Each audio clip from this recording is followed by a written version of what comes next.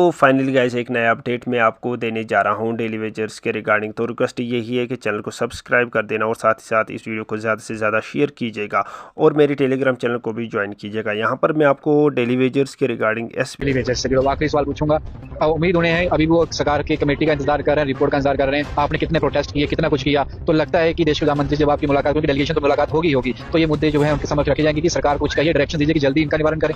देखिए, सरकार को उस कदम उठाना चाहिए। मैं समझता हूँ कि उनके साथ नाजायज हुआ है, पिछली सरकारों ने किया या किसने किया, एलिगेशन काउंटर एलिगेशन हम करेंगे, वो ठीक बात नहीं है। मुझे लगता है कि सरकार को उनकी तरफ ध्यान देना चाहिए। उनकी वजह से डिपार्टमेंट जो है हैंडीकैप हो जाते हैं। अगर वो काम करना छोड़ दे तो उनको वन टाइम सेटलमेंट के तहत एडजस्ट करना चाहिए, ताकि यहाँ के लोगों के लिए भी 80% या फिर 75% को जॉब्स जो है रिजर्व किया है कि यहाँ के लोग के लिए जो जॉब करो, और बाकी जो है मूवमेंट्स की बात की जा रही है 30% रिजर्व कर दी गई। होना चाहिए, जो होगा सबको होना चाहिए। गंगा घाट पर कि हम जम्मू के नागरिक हैं, हम सबको ईश्वरीय आशीर्वाद मिलता है।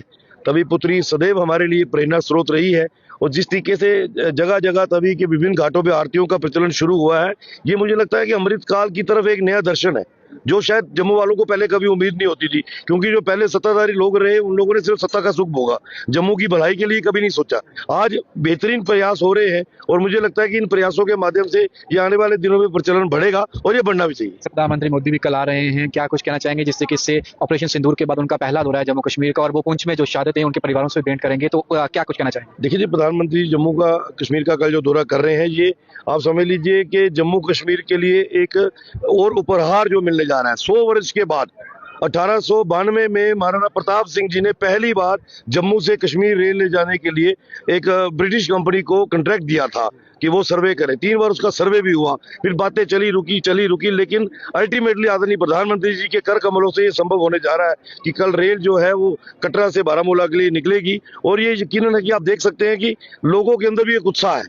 कई सेक्टर्स में लगता है कि जैसे जम्मू ना कहीं इग्नोर हो जाए, लेकिन जम्मू का मनोबल बना रहे, उसके लिए भी मुझे लगता है कि प्रयास जरूर एडमिनिस्ट्रेशन लेवल पे होगा कि जम्मू का व्यापार भी कम नहीं होना चाहिए, जम्मू का टूरिज्म सेक्टर भी बढ़ना चाहिए। और जिस तरीके से हर की पौड़ी का एक स्थान खड़ा हो रहा है, ये तो एक बेहतरीन टूरिज्म के मैप पे डालने वाला जो है वो बनेगा। जी सर, एक सवाल पूछूंगा। आई कांग्रेस से प्रेस कॉन्फ्रेंस में कहा है कि ये प्रोजेक्ट जो है हमारे टाइम के थे कंप्लीट, भाजपा करवाई, क्रेडिट क्यों ले रही है? उनका काम है कहना, हमने कर दिए, लोग इसी से देख रहे हैं, जो करके दिखाता है लोग उसी के गुण गाते। अब उसका पाकिस्तान पे क्या असर होता है, ये आने वाले दिनों में पता लग जाएगा। जम्मू कश्मीर के लोगों के लिए खासतौर पे, क्योंकि जब एक प्रोजेक्ट के लिए आ रहे हैं, जब वो जम्मू कश्मीर आए हैं, कई सौगातें देकर गए हैं, तो लोगों को ये अपेक्षाएं, झूठ को अपेक्षा है कि कुछ ना कुछ ऐलान जो है जम्मू कश्मीर जनता के लिए, और खासतौर पे सरकार जो यहाँ पे चल रही है किस तरीके से वो भी काम करे, किस तरीके से वो मार्गदर्शन करे। जम्मू कश्मीर के लिए ऑलरेडी पिछले 11 वर्षों से प्रधानमंत्री जी ने जो किया है वो एक स्वर्णिम अक्षरों पे लिखा जा चुका है। धारा 370 को टूटना ये कोई छोटी बात नहीं थी, और लगातार विभिन्न पैकेजों के माध्यम से जम्मू के अंदर एक विस्तारीकरण का काम हुआ है। कल भी कोई ना कोई घोषणा यहाँ पे जम्मू कश्मीर को और डेलीवेजर्स का हमारा वादा था इलेक्शन के टाइम पे नेशनल कॉन्फ्रेंस का,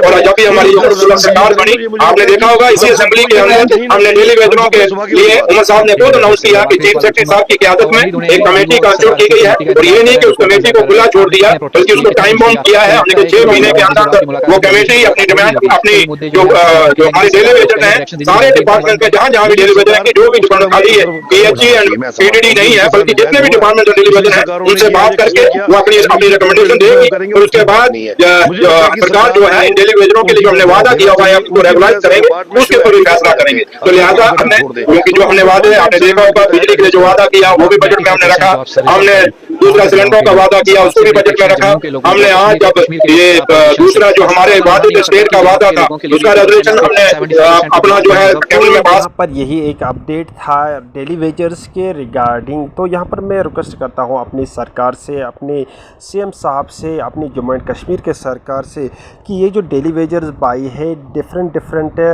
डिपार्टमेंट्स के, चाहे वो महिला हो या चाहे वो कोई भी मर्द हो, तो इनकी सैलरी को इंक्रीज़ करना चाहिए। साथ ही साथ एसपीओज़ के बारे में मैं गवर्नमेंट से रिक्वेस्ट करता हूँ कि इनकी सैलरी को इंक्रीज़ कर देना चाहिए, ताकि ये भी अपनी डिफरेंट ये जो घर की डेली नीड्स है वो उनको कंप्लीट कर पाए। और साथ ही साथ ये जो मिनिमम वेज है वो जल्द अज जल्द लागू होना चाहिए। जिस तरह से हमारे दिल्ली यूटी में डेली वेजर्स को जो मुआवजा मिलता है उनके काम काम का, उनके वर्क का, तो उसी तरह का मुआवजा हमारे जम्मू एंड कश्मीर के डेली वेजर्स भाइयों और बहनों को भी मिलना चाहिए। आंगनवाड़ी वर्कर्स, आशा वर्कर्स, आयाज हेल्पर, CPW कुक्स और ये जो सिविल फूड सप्लाईज जो है, इनकी सैलरी इंक्रीज़ होनी चाहिए। तो यहाँ पर मैं इसी के रिगार्डिंग हर वक्त वीडियो डालता रहता हूँ सोशल मीडिया पे, ताकि ये जो हमारी सरकार है वो